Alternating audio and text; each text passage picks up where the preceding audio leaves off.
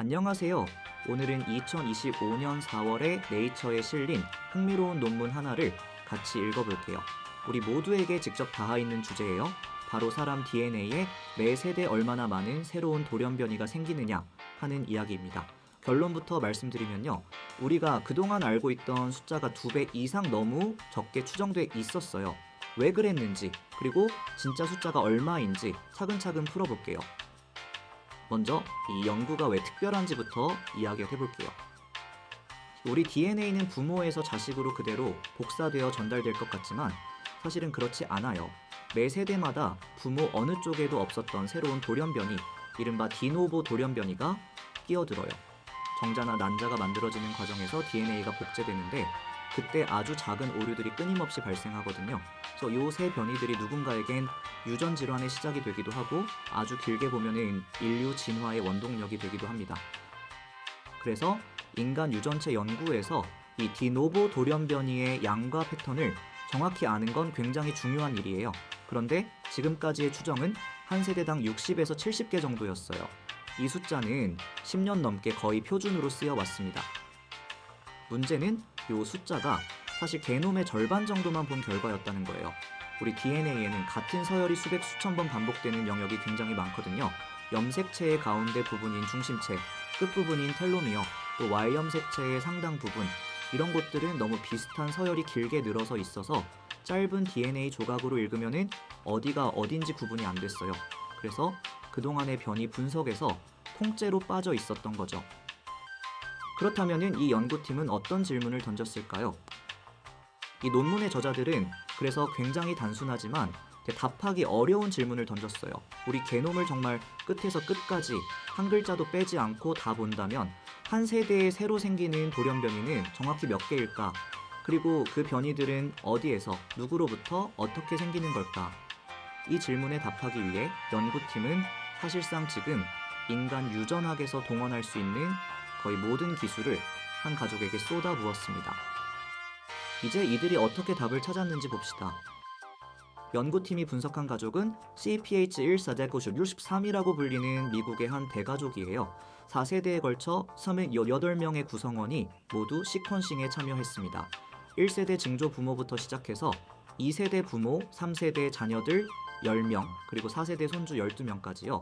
그래서 이 가족은 사실 1980년대부터 인간 유전학 연구의 표준 참조 가족으로 쓰여왔는데 이번에 다시 최신 기술로 처음부터 끝까지 다시 읽힌 거예요. 기술 조합이 굉장히 화려해요. 이 5가지 시퀀싱 플랫폼을 동시에 사용했어요. 길게 읽는 파치 비오 하이파이, 더 길게 읽는 옥스퍼드 나노포어, 울트라롱, 염색체 전체 구조를 보는 스트랜드색, 그리고 정확도 높은 짧은 읽기인 일루미나와 엘리먼트 시퀀싱. 각 기술의 약점을 다른 기술이 보완하면서 한 사람의 게놈에서 95% 이상을 거의 완전히 조립해냈습니다. 특히 중요한 건 이른바 T2T 어셈블리예요. 텔로미어 투 텔로미어, 즉 염색체 한쪽 끝부터 반대쪽 끝까지 한 가닥으로 쭉 읽는 거죠. 그동안 들여다볼 수 없었던 중심체와 텔로미어 영역의 변이까지 처음으로 측정 가능해진 거예요. 이렇게 만든 데이터에서 단일 염기 변이인 SMB, 그리고 작은 삽입과 삭제, 더 큰 구조 변이인 SB, 또 짧은 반복 서열 변이인 STR과 가변 반복 서열 변이인 VNTR까지 가능한 모든 종류의 디노보 돌연 변이를 일일이 검출했습니다. 자, 이제 이 영상의 하이라이트, 결과로 들어가 봅시다. 자, 가장 먼저 눈에 띄는 숫자는 한 세대당 디노보 돌연 변이의 총합이에요. 연구팀은 한 세대에 새로 생기는 변이가 평균 152개, 범위로는 98개에서 206개라고 추정했습니다. 기존 추정의 2배가 훨씬 넘는 숫자예요. 세부 구성을 보면은 이렇습니다. 단일 염기 변이가 평균 74.5개, 짧은 반복 서열에서 생기는 변이가 65.3개, 그리고 비반복 영역의 작은 삽입 삭제가 7.4개, 중심체 안에서 생기는 새 변이가 4.4개, 남성의 경우엔 Y 염색체에서 추가로 평균 12.4개의 디노보 사건이 더 발생합니다. 이 숫자가 왜 기존보다 훨씬 많을까요? 답은 간단해요. 지금까지 보지 못했던 반복 서열 영역에서 수십 개의 변이가 새로 잡혔기 때문이에요. 짧은 반복 서열, 그러니까 STR이 인간 게놈에서 가장 변이가 잘 일어나는 곳이라는 게 이번에 명확히 드러났습니다. 연구팀은 STR의 디노보 돌연 변이율이 한 좌위 한 반수체 한 세대당 5.5745라고 측정했어요. 이건 일반 단일 염기 변이율보다 훨씬 높은 수치예요. 그 다음으로 흥미로운 발견은 이 변이들이 누구에게서 오느냐는 거예요. 결과는 명백합니다. 75에서 81%가 아빠 쪽에서 와요. 이걸 부계 편향, 영어로는 파터널 바이어스라고 부릅니다. 왜 그럴까요? 정자를 만드는 정원세포는 사춘기 이후에도 계속 분열을 반복해요.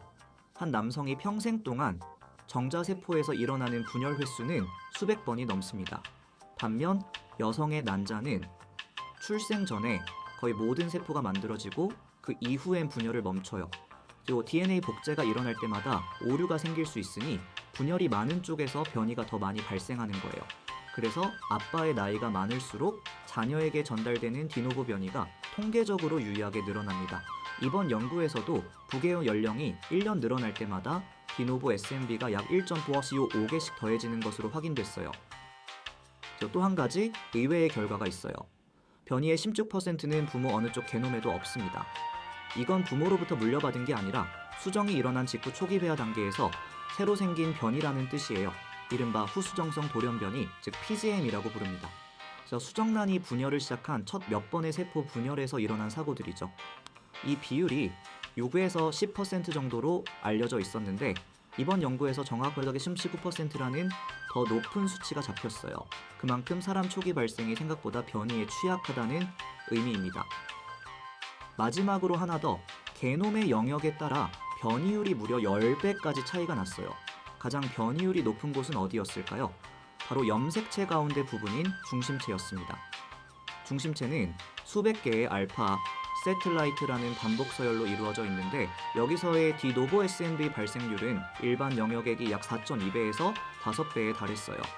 Y염색체의 일부 위성 DNA 영역은 더 심해서 일반 게놈보다 30배 이상 변이가 빨라요.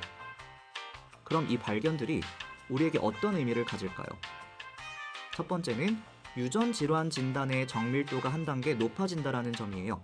디노보 돌연 변이는 부모에게는 없는 변이라서 자폐 스펙트럼이나 지적장애, 일부 희귀 질환의 원인을 찾을 때 가장 먼저 의심해보는 후보예요.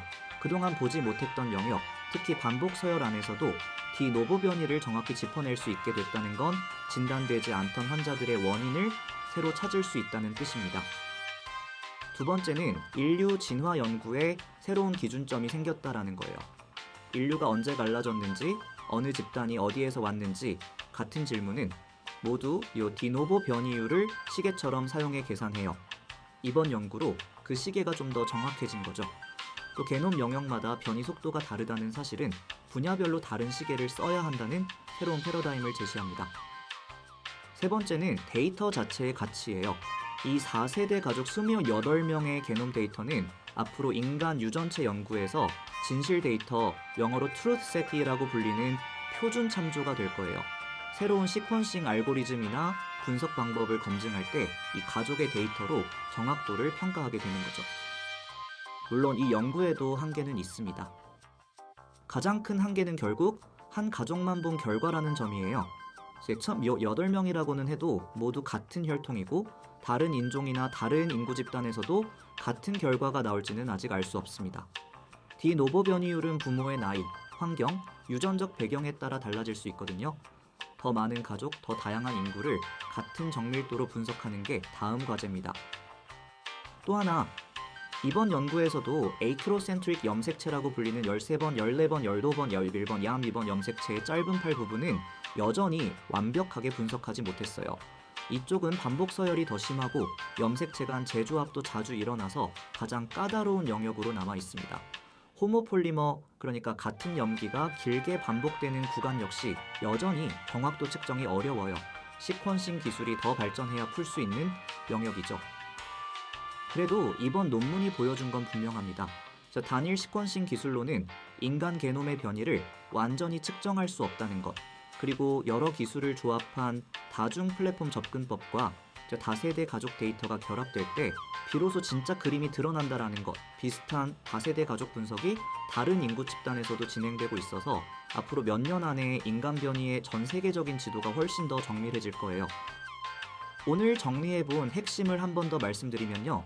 우리 모두는 부모에게 없던 약 152개의 새로운 변이를 안고 태어나고 그중 75% 이상은 아빠 쪽에서 옵니다. 그리고 그중 16%는 수정 직후 초기 배아에서 발생한 변이예요. 그래서 인간 게놈의 변이는 영역에 따라 최대 10배까지 속도 차이가 나고 중심체 영역이 가장 빠르게 변합니다. 오늘 영상이 도움이 되셨다면 구독과 좋아요 부탁드려요. 원논문 링크는 설명란에 달아두겠습니다. 다음 영상에서 또 다른 흥미로운 논문으로 만나요. 감사합니다.